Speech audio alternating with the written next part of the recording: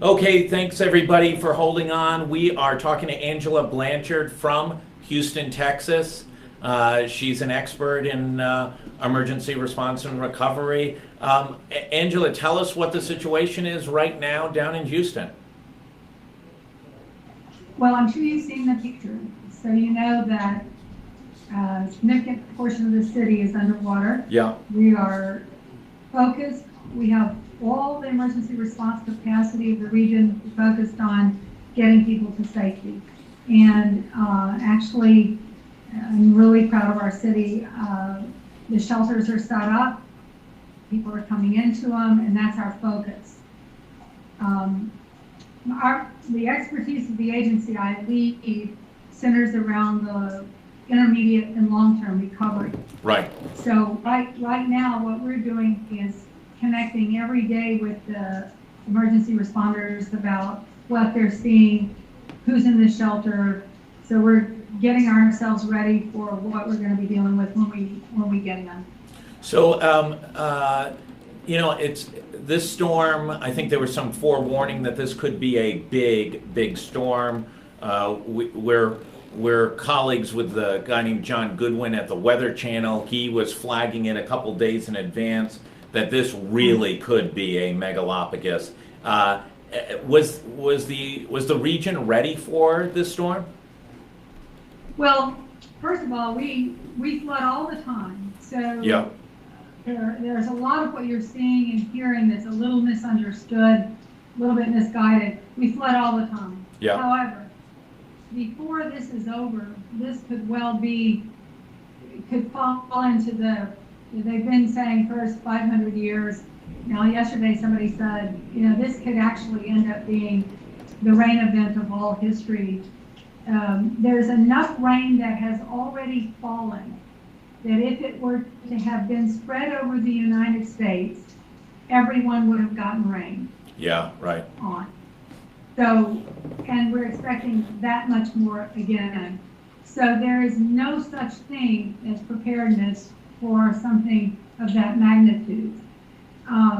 That said, there's a tight network of committed leaders here. And many of us have been through Allison, Katrina, Rita, Ike.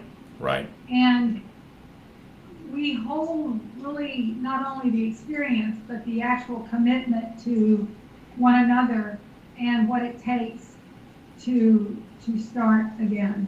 So I'm really hopeful about our prospects, but I will tell you, I have like most leaders in this city, a very heavy heart today. Talk a little bit about let's start from the local response. Let's talk local and state.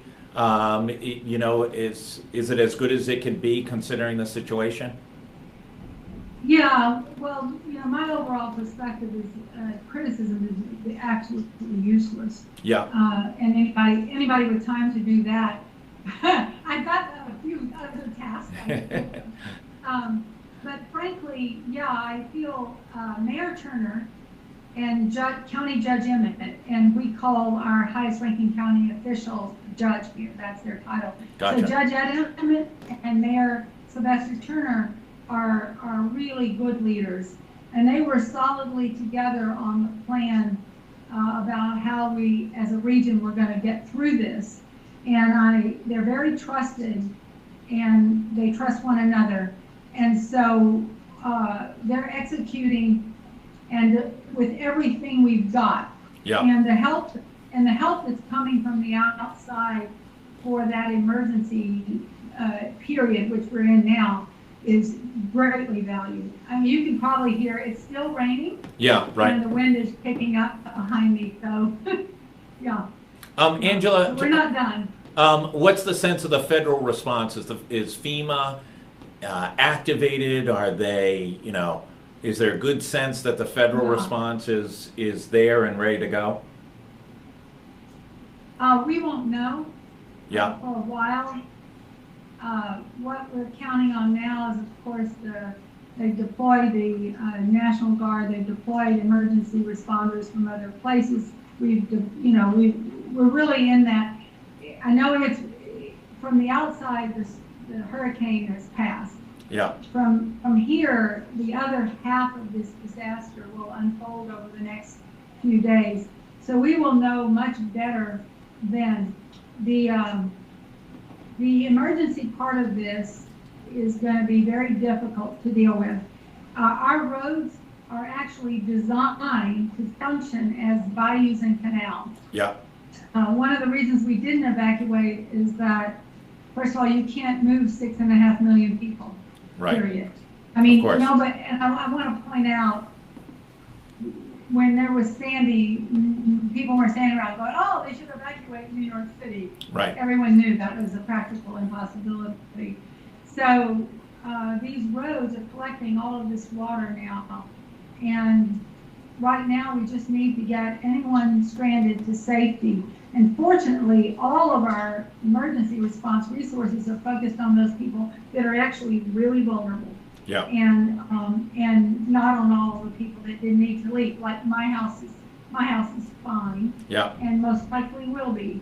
So once that is over, then we start to really look at what our intermediate response is going to be. How do we then begin to assess the full scale of the damage to homes, the full scale of the damage to city infrastructure, the impact on business. I will make note of this. And as far as the rest of the country, we've had people already saying a lot of unkind things and trying to politicize this event, criticizing Houston's development approach. That's not helpful. Yeah. And frankly, there isn't a city in the world. You can take the most preciously planned city in the world.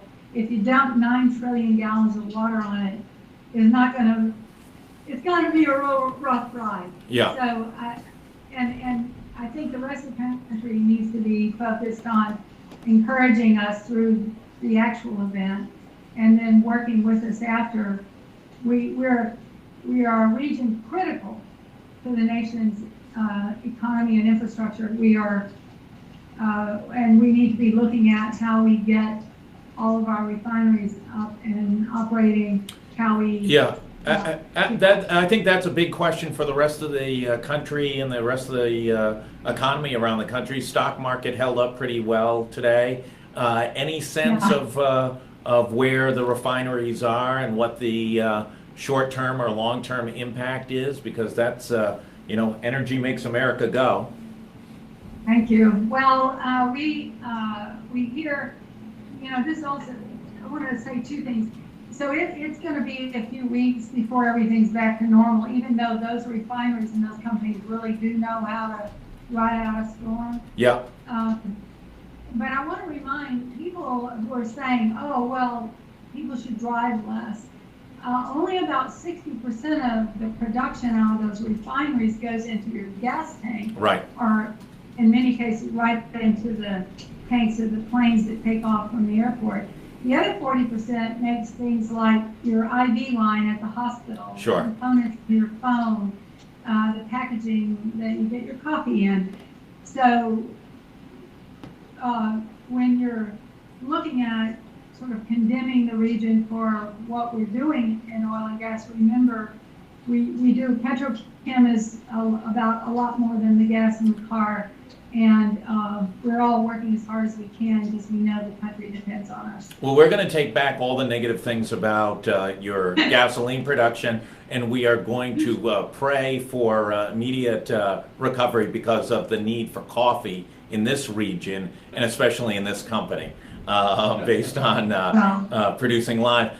Last question, really appreciate you taking the time because I know this is an important period of time for you personally and also for you professionally, as this is as dynamic a situation as you could possibly have.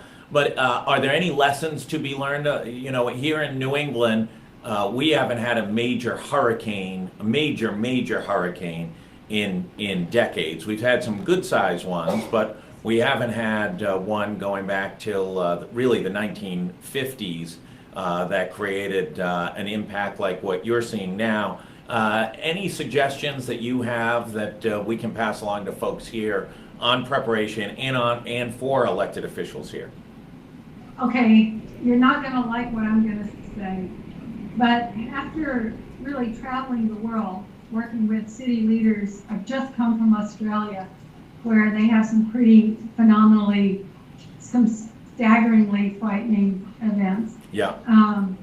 We live, I say to people, this isn't heaven, this is earth. It's a volatile time. We live with a lot of disruption, and whatever you've had or not had, you can expect at some point to face something the likes of which is not anticipated in your resilience plan. Yeah. So when I look at the communities that fare the best, it's those with strong relationships and commitments to one another. Yeah. The strength of the community before the incident really shapes your ability to come together afterwards.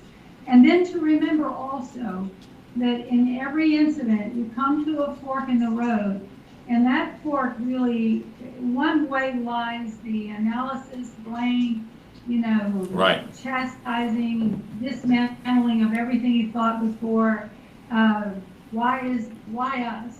And the other, I call it people moving into the hard times and misery saloon.